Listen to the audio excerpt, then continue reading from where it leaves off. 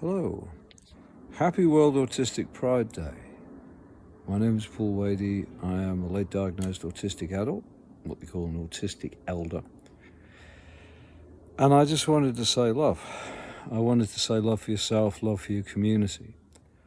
I wanted to say listen to your community, make friends. I wanted to say connect with other neurodivergent people. I did. I ended up with a neurodivergent wife. Good for me. Maybe I'll ask her how she feels sometime. But I am happy, which is what counts when you're autistic. Because let's face it, it's all about us. But what I'm saying is it should be about the community.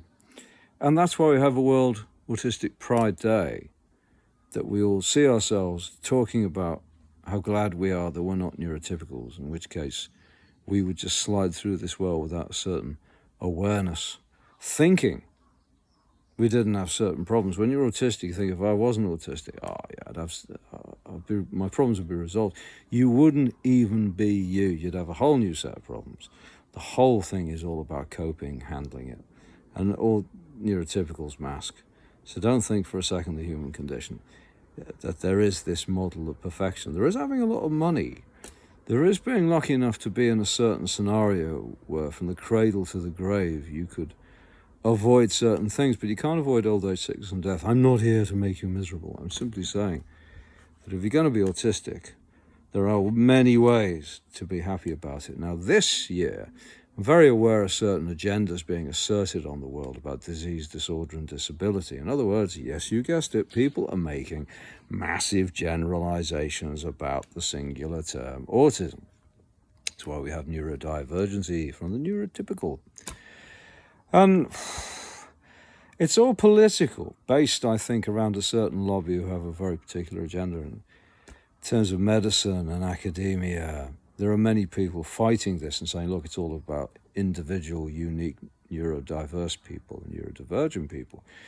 You could talk about disease, disorder, and disability. You could scream that you are mentally disabled. Sure, that's your choice. If you want to define yourself as mentally disabled, good for you.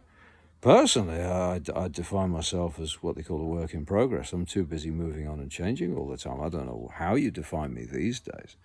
I think in the past you could define me mentally disabled, sure, and certain things, relative perspective, you could call mentally disabled. So what I'm trying to say is, love yourself. With stillness in your mind and simplicity in your life, you can find contentment. Through stillness, simplicity, and contentment, you can find some kind of understanding. Listen to other people, give them a chance, and forgive them their sins. If people trespass against you, try to have some sort of common humanity and consideration that your precious little feelings are not the end of the world. And lastly, there's always this big question about where does it come from? Where does neurodiversity come from? Well now, that, my friends, is always going to be the burning question. Thank you.